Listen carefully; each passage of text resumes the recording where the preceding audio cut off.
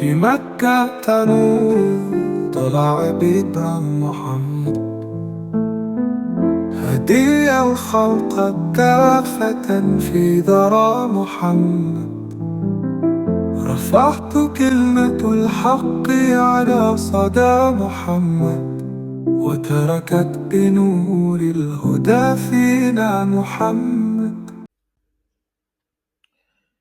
آج ہمارا 7واں سبق ہے، اور اس سے پہلے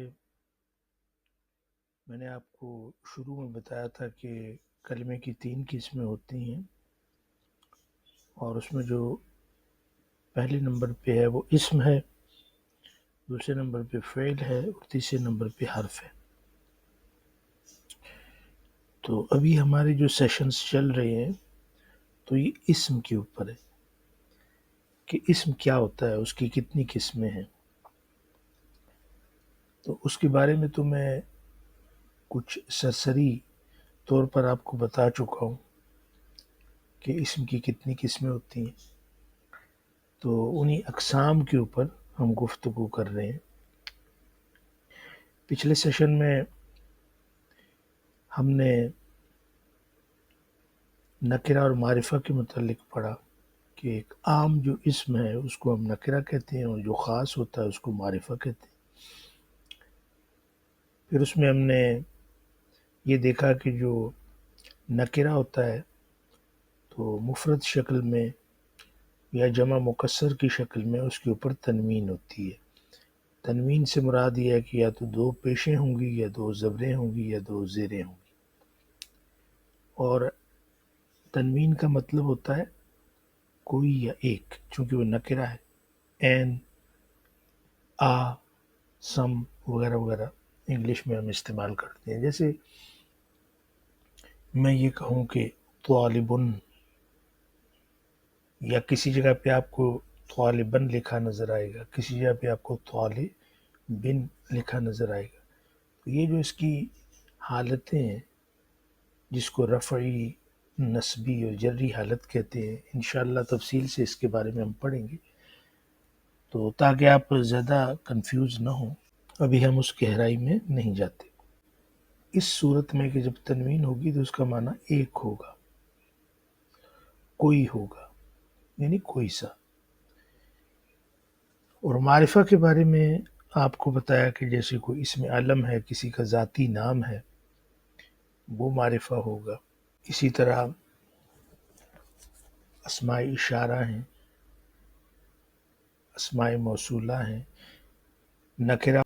اور جب کسی کلمے کے اوپر الف لام لگتا ہے وہ معرف باللام ہو جاتا ہے نا، تو اس کو بھی معرفہ کہتے ہیں. اسی طرح کوئی کلمہ مضاف بنتا ہے تو وہ معرفہ ہو جاتا ہے.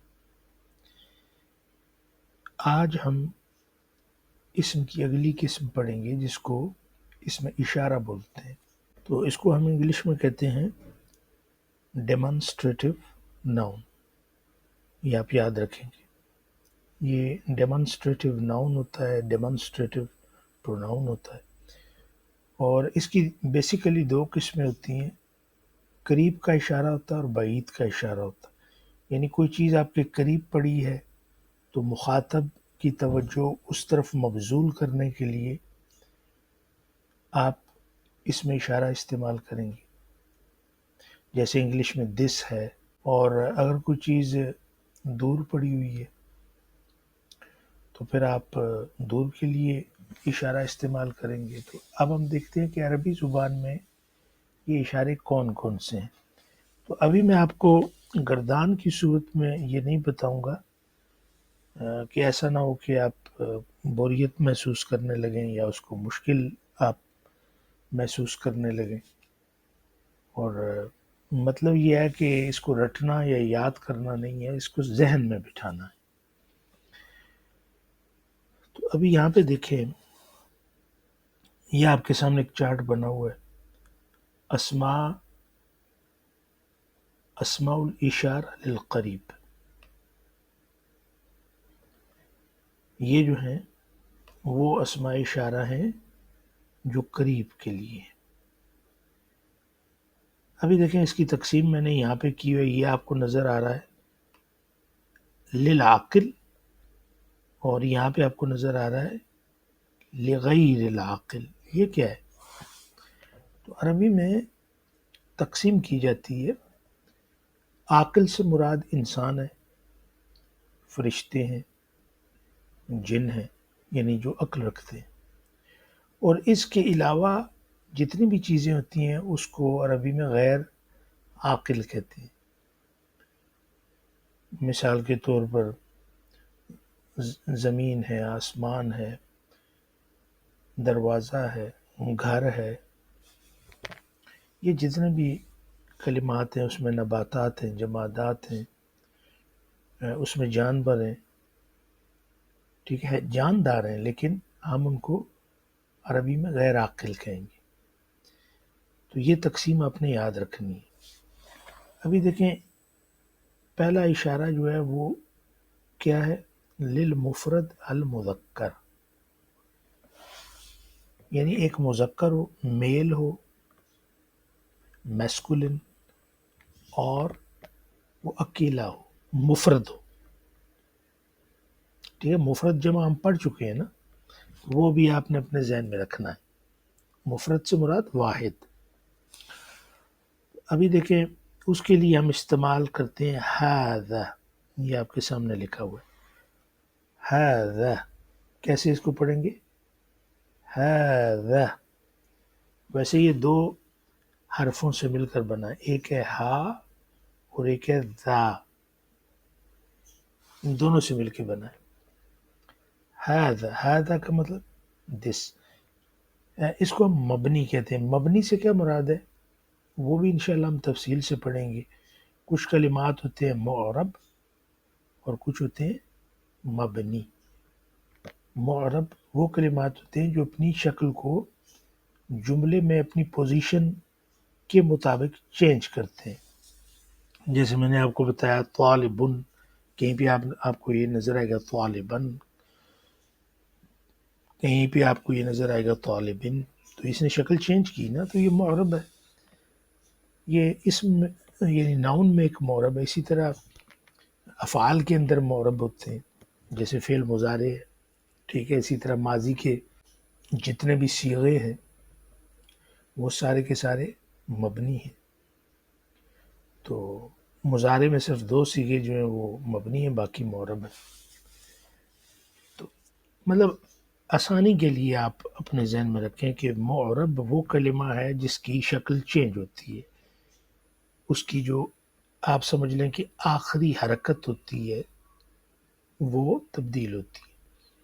اور جو مبنی ہے وہ اپنی شکل کو چینج نہیں کرتا. تو آپ دیکھیں ھذا ہر صورت میں ھذا ہے، چاہے اس کی نسبی حالت ہو، رفعی حالت ہو، جری حالت ہو. یہ حالتیں ہم پڑھیں گے.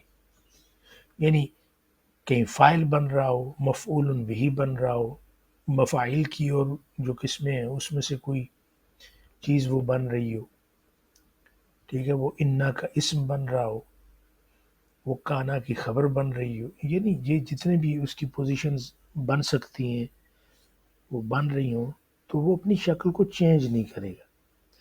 ابھی دیکھیں یہ ھذا ہے، ھذا، اور اس کے ساتھ میں نے لکھا ہے طالبن. یہ طالبن کیا ہے؟ یہ آپ کے سامنے مفرد ہے. مفرد بھی کیوں؟ مفرد نکرہ بھی ہے. نکرہ کیوں ہے؟ اس لیے کہ تنوین ہے، با کے اوپر تنوین لگی ہوئی. تو اس کا مطلب کیا ہے؟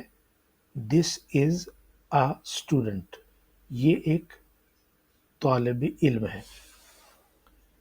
آپ کو میں نے بتایا تھا کہ اگر میں اس کو یہاں پہ یعنی دیکھیں الف لام لگا دوں اور یہ ادھر جو ہے آپ کو پتا ہے کہ اس کی تنوین ختم ہو جائے گی، ایک پیش رہ جائے گی.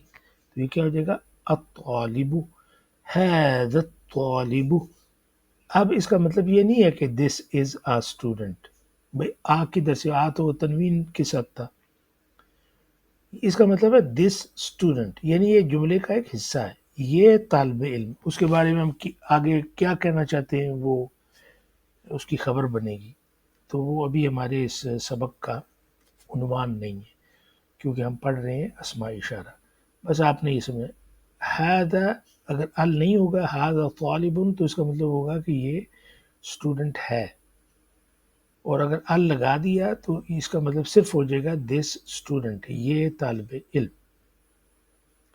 تو دیکھا آپ نے کہ یہ مذکر تھا تو اس کے ساتھ ہاذا لگا. اب آگے دیکھیں یہاں پہ کیا ہے، ہذہ. ہذہ مؤنث کے لیے آپ استعمال کریں گے. جیسے آپ کے سامنے ہے یہ طالبۃن، فیمیل اسٹوڈنٹ، تو اس کے لیے آپ ہاذا نہیں کہیں گے، آپ کہیں گے ہذہ طالبۃن. اس کو کہتے ہیں للمؤنث المفرد، یعنی ایک فیمیل کے لیے آپ لگائیں گے ہذہ، دس از اے اسٹوڈنٹ. اور اگر یہاں پہ آپ الف لام لگا دیں تو یہ تو معرفہ ہو گیا، تو یہاں پہ تنوین تو مطلب ختم ہو جائے گی نا، ایک پیش رہ جائے گا. ہذہ الطالبۃ، اب اس کا کیا مطلب ہوگا، دس اسٹوڈنٹ، یعنی یہ جملے کا ایک حصہ بنا. یہ آپ کو یاد رہے گا. یہ ہم عاقل کی بات کر رہے ہیں، ابھی عاقل چل رہا ہے. ساتھ ہی آپ غیر عاقل پڑھیں. مثال کے طور پہ دیکھیں ہاذا وہی ہے، بیتن، دس از a house, this is a house, یہ ایک گھر ہے.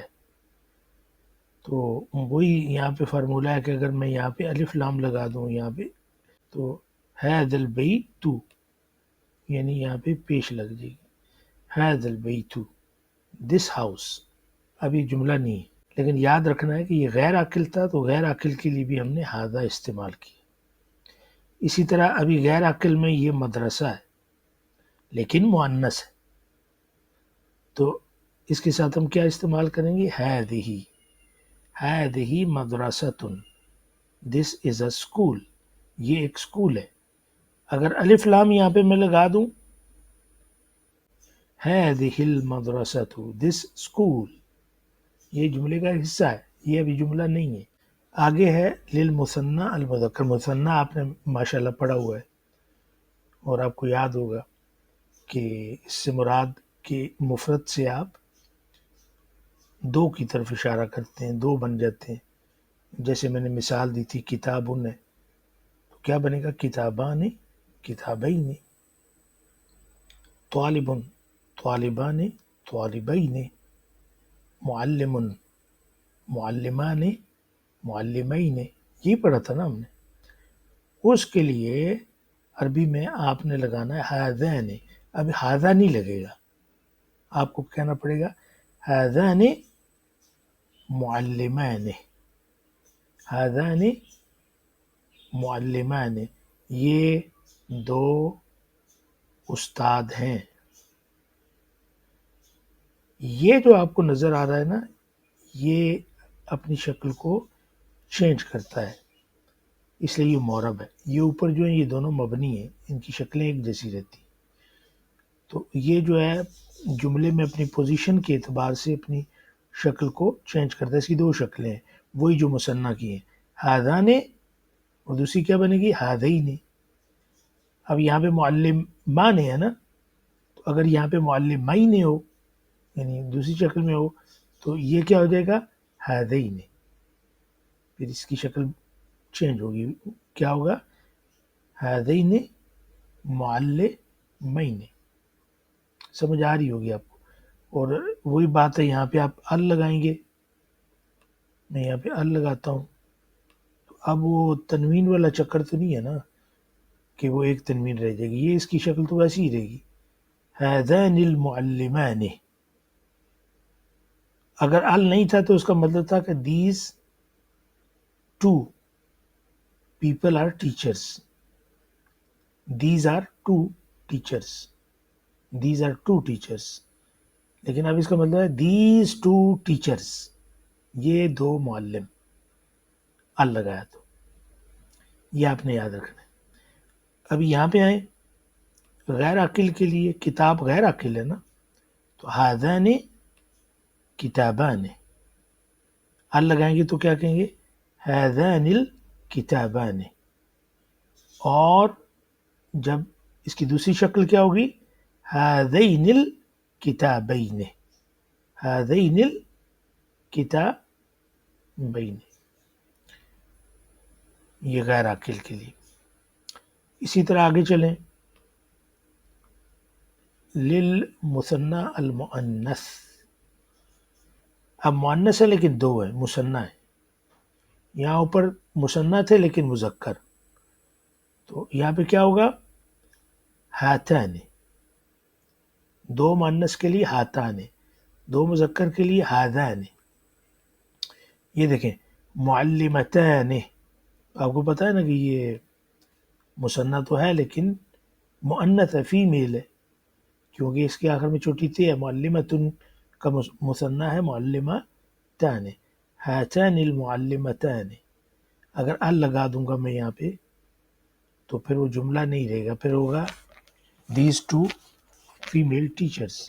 لیکن اس کا مطلب ہے ہاتان معلمتان، دیز آر ٹو ٹیچرس. ہاتان معلمتان. تو دوسری اس کی شکل کیا ہوگی؟ ہاتین معلمتین. یہ یاد رکھنا ہے. اب آ جائیں غیر عاقل، تو غیر عاقل میں بھی وہی ہے. آپ کے سامنے ہاتان، شجرتان، یہ غیر عاقل ہے. شجرتن کا مثنیٰ ہے، شجرتان. اور یاد رکھیں ال لگے گا تو وہ مطلب جملہ نہیں رہے گا. آگے ہے الجمع المذکر. یہاں پہ جو ہے آپ نے استعمال کیا ہاؤلائی. ہاؤلائی کا مطلب دیز، کیونکہ انگلش میں تو دو کے لیے بھی دیز ہے اور دو سے زیادہ کے لیے بھی دیز ہے. عربی میں جو ہے ایسا نہیں ہے. جمع کے لیے استعمال کرتے ہیں ہاؤلائی، ہاؤلائی. عمال، لیبررز، ورکرز. عامل کی جمع عمال، یہ جمع مکسر ہے. آپ اس کے لیے جمع مذکر سالم بھی لگا سکتے ہیں، پھر وہ ہو جائے گا عاملون اور عاملین. دونوں صورتوں میں ہاؤلائی اس کے ساتھ لگے گا، تو آپ کہیں گے ہاؤلائی عاملون، دیز آر ورکرز. اور ہاؤلائی عمال، دیز آر ورکرز. تو یہ جمع کے لیے آپ استعمال کریں. اب یہاں پہ غور کریں، یہ کیا لفظ لکھا ہوا ہے؟ کتبن. کتاب، کتابن کی جمع ہے کتبن. اب دیکھیں کتاب کیا ہے؟ یہ غیر عاقل ہے، تو غیر عاقل کی جمع مکسر ہے. کتبن کا مطلب تو زیادہ کتابیں، اس کے ساتھ آپ نے واحد مؤنث کا اس میں اشارہ لگانا ہے. یہ بس بات آپ نے یاد رکھنی ہے. ہذہ کتبن. اب جیسے جبل کی جمع جبال، کیا کہوں گا؟ ہذہ جبال. کرسی کی جمع کراسی، ہذہ کراسی. باب کی جمع ابواب، ہذہ ابواب. These are doors. اور اگر ال لگا دیں گے ہذہ الابواب، دیز ڈورز. اوپر جملہ نہیں. یہ یاد رکھنا ہے بس کہ غیر عاقل کی جمع مکسر میں وہ جمع ہی کیوں نہ ہو، آپ نے واحد مؤنث کا اس میں اشارہ لگانا ہے. یہ نوٹ کر لیں. اس کے بعد ہے الجمع المؤنث. جمع مؤنث سالم جیسے آپ نے پڑھا تھا نا، وہ میں نے آپ کو سکھایا تھا کہ واحد مؤنث کے بعد آتن آتن لگانے سے جمع مؤنث سالم بنتی ہے. جیسے معلمتن تھا، تو آپ نے کیا کیا تھا کہ تا ہٹائی معلمہ کی، اس کی جگہ پہ آپ نے آتن لگایا، معلماتن، معلماتن. اسی طرح یہاں پہ دیکھیں یہ کیا ہے؟ عاملاتن. عاملتن کی جمع عاملہ، فیمیل ورکر. تو اس کے ساتھ بھی آپ کیا لگائیں گے؟ ہاؤلائی. These are female workers. ہاؤلائی عاملات. ال لگائیں گے تو آپ کہیں گے ہؤلاء العاملات، دیز فیمیل ورکرز۔ اب اگر غیر عاقل ہے اور اس کی جمع مکسر ہے، جیسے شجرتن ہے، آخر میں چھوٹی سی تے ہے نا، آپ کو بتایا تھا کہ جو گول تے ہے یہ نشانی کس کی ہے؟ زیادہ تر واحد مؤنث کی، تو اس کی جمع مکسر ہے اور وہ ہے اشجار، اس کے ساتھ بھی آپ نے کیا لگانا ہے؟ ہذہ اشجار، دیز آر ٹریز۔ ال لگائیں گے تو کیا کہیں گے؟ هذه الاشجار، these trees۔ تو یہ اسماء اشارہ تھا قریب کے لیے، اور امید ہے کہ یہ آپ کو سمجھ میں آ گیا ہوگا۔ آج ہم نے اسماء اشارہ کی ایک قسم پڑھی ہے، یعنی قریب کے لیے ہم کیا استعمال کرتے ہیں، اور اس میں جو قواعد میں نے بیان کی ہیں وہ آپ یاد رکھیں گے، انشاءاللہ ان کی پریکٹس کریں، قرآن مجید پڑھتے ہوئے، مختلف سورہ مبارکہ کی تلاوت کرتے ہوئے دیکھیں کہ وہاں پہ کہاں پہ یہ اسماء اشارہ استعمال ہوئے ہیں۔ تو میں سمجھتا ہوں آج کے لیے اتنا کافی ہے۔ اگلے سیشن میں ہم اسماء اشارہ جو بعید کے لیے استعمال ہوتے ہیں، دور کے لیے، تو ان کو ہم ڈسکس کریں گے، پڑھیں گے۔ تو آج کے لیے اتنا ہی کافی ہے۔ وما علینا الا البلاغ۔